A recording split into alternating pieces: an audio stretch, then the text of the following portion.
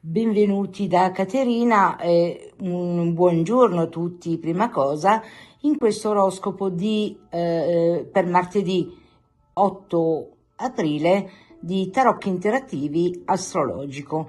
Vedremo dove saranno le prove, il risultato delle azioni, il consiglio a livello spirituale, che cosa meglio per l'anima, sia a livello spirituale, sia a livello mentale, sia a livello fisico, e dei suggerimenti su come intraprendere l'azione. Infine il consiglio degli arcangeli, dove estrarrò una carta per gli arcangeli. Io, per questioni di ridurre i tempi, ho già smazzato i 3 mazzetti e possiamo cominciare.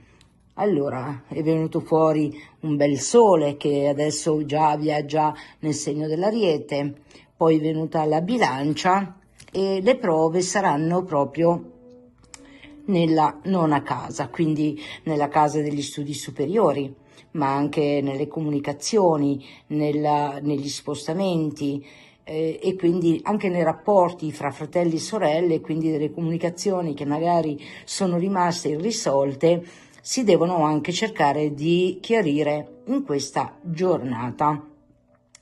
Sono delle prove che possono riguardare anche l'entourage quotidiane, le persone che ci circondano comunque nel nostro ambiente quotidiano, oppure se lavori anche come dipendente in un lavoro.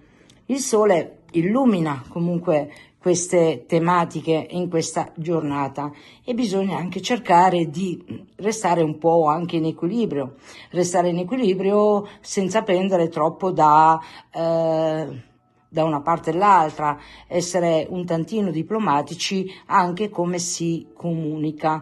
Nei contratti bisogna guardare attentamente le piccole righe, e tra i familiari, comunque fratelli e sorelle, come rapporto, ma anche come parenti acquisiti, e nel lavoro quotidiano bisogna anche prestare attenzione, in quanto il sole illuminerà proprio queste tematiche, le renderà visibili e quindi sono delle prove per non perdere proprio l'equilibrio. L'equilibrio è restare proprio nel centro, senza pendere troppo da una parte o l'altra, quindi cercare il giusto equilibrio di armonia.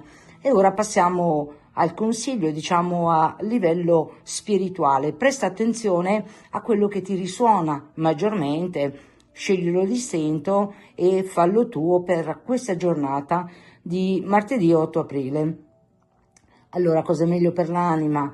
A livello spirituale dice che la creazione di cooperazione e per perfezionare i tuoi valori spirituali. Questo è semplice, puoi aggregarti a un gruppo, a degli studi che magari risultano molto affini alle tue vibrazioni energetiche, perché ti potrebbero anche aiutare un attimino, a crescere anche in maniera spirituale e quindi anche a superare le prove, perché la fede e il sentimento determina, per legge di attrazione, determina la nostra realtà, su dove focalizziamo la nostra attenzione. Cosa è meglio per l'anima a livello mentale? Guadagnare il rispetto per o da decisioni di pensare a lungo termine o viaggiare. Questo è come messaggio a livello mentale, che forse tu sei un po' troppo, un po' troppo, diciamo, dipendente anche dai giudizi, diciamo, anche degli altri, però non succede niente. Dovresti anche un po' fregartene, un po' del giudizio degli altri, e restare ancorato solo nel tuo centro interiore. Mentre cosa è meglio per l'anima a livello fisico sono cose portate alla luce, risultati dalla correttezza mostrata da ciò che deve essere diviso. Quindi anche questo, in poche parole, è come quello che hai seminato, in poche parole riceverai. Quindi se hai seminato bene, dovrai raccogliere per forza il bene anche in determinate situazioni, in quanto il sole illumina, c'è la bilancia che comunque è un segno di armonia, un segno di aria, quindi presta molto attenzione anche ai pensieri.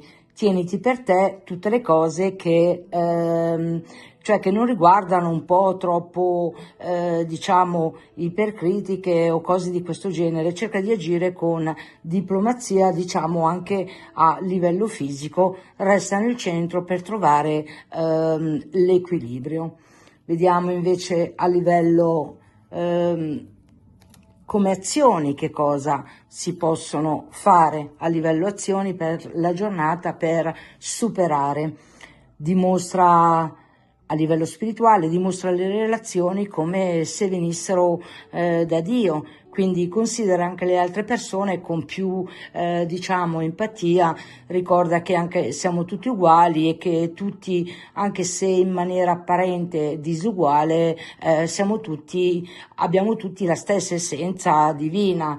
Chiaramente se proprio non ti va, questo non vuol dire che tu devi accettare ovviamente e non si accetta infatti, mentre il risultato dell'azione mentale realizza la bellezza delle filosofie e delle leggi implicate, no? Quindi studia anche il bello, perché aumentare le vibrazioni energetiche, come se pensi alla luce, ti si alzano le vibrazioni energetiche, quindi anche come azione puoi connetterti con delle persone che magari ti facciano stare bene, evita un po' quelle persone che magari ti fanno stare male anche a livello fisico, mentre le persone che ti possono innalzare